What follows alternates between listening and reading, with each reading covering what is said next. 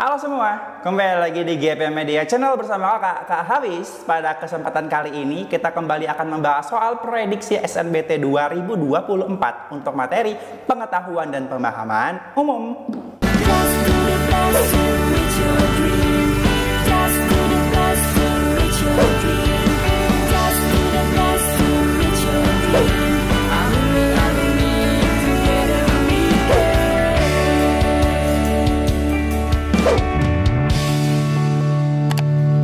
Kapan lagi kamu bisa ikutan tryout UTBK gratis di GP Media? Kalau bukan sekarang, ikuti syaratnya dan kirim bukti screenshot di gpmedia.id ya, jangan sampai ketinggalan. Buat kalian yang lagi cari tryout SNBT dan ujian mandiri untuk masuk PTN, kita punya solusinya. GEP Media menyediakan tryout SNBT dan ujian mandiri untuk beberapa PTN ternama di Indonesia. Mulai dari harga 10.000, kalian sudah dapat ribuan soal prediksi, video pembahasan, dan ada kelas online juga loh. Yuk daftar sekarang! Kita langsung saja masuk ya ke soal yang pertama kita pada kali ini. Istilah inovasi pada kalimat 5 teks di atas merupakan bentuk yang lebih luas dari istilah.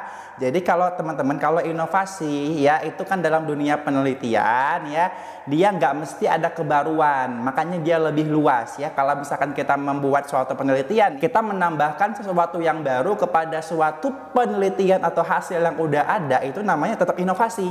Jadi istilah inovasi ini lebih luas karena tidak mesti ada kebaruan. Nah, di penelitian ya, kalau dia harus ada kebaruan, ya harus benar-benar baru, namanya adalah invensi. Makanya untuk jawaban ini, istilah inovasi itu adalah versi yang lebih luas dari invensi. Kalau invensi dia mesti baru ya, kalau inovasi dia nggak mesti baru. Oke? Soal berikutnya, hubungan kalimat 4 dengan kalimat sebelumnya pada teks di atas. Nah, di sini jangan bingung teman-teman. Kenapa? Mungkin kamu akan bingung. Kalimat 4 ini kan dia panjang ya. Diawali dengan kata namun di sini ya. Kita perhatikan ya, ada namun bla bla bla bla bla. Kalau kita baca kalimat ketiga ya, berbagai upaya tersebut telah berhasil menurunkan upaya apa sih? Upaya untuk mengentaskan kemiskinan. Kalau kita baca dari kalimat awal ya, menurunkan jumlah penduduk miskin dari 54,2 juta sampai 22,5 juta pada 96 ya. Ya benar, dari 76 ke 96. Namun dengan terjadinya krisis ekonomi sejak Juli 1997, yaitu dia melemahkan kegiatan ekonomi lagi. Dengan adanya krisis ekonomi itu berarti dia itu sebenarnya ingin memberikan suatu pertentangan ya.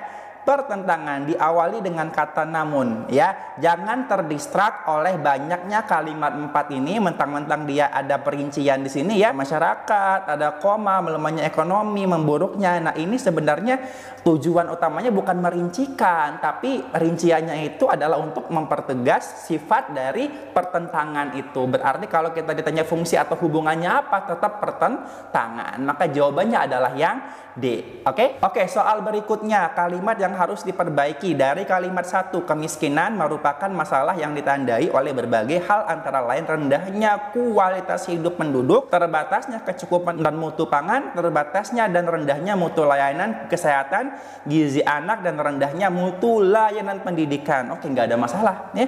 Yang 2, selama ini berbagai upaya telah dilakukan untuk mengurangi kemiskinan. Berbagai upaya telah dilakukan untuk mengurangi kemiskinan, katanya kan melalui penyediaan kebutuhan pangan. Kata awalnya itu kan melalui nih ya.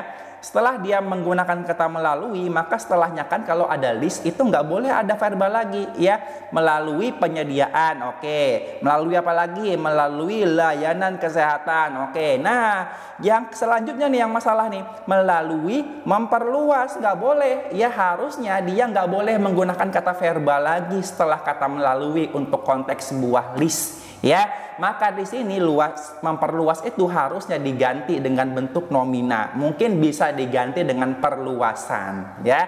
Tidak boleh ada kata verbal lagi di sini, dan dia harus setara. Penyediaan kan nomina, layanan juga nomina, maka di sini juga seyogyanya harus nomina ya, bukan memperluas. Maka yang salah di sini adalah kalimat yang kedua.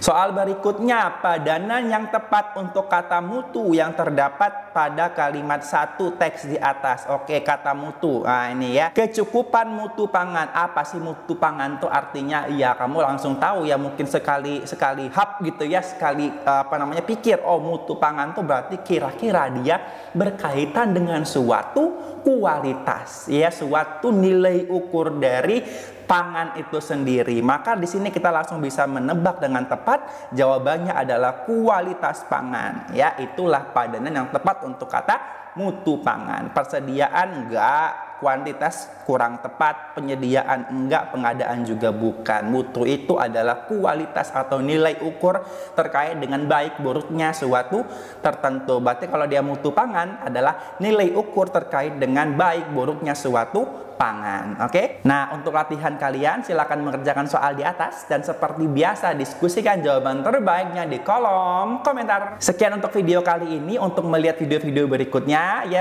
prediksi-prediksi akurat SNBT berikutnya ya untuk 2024, silahkan jangan lupa dipantengin terus di GP Media Channel. Terima kasih.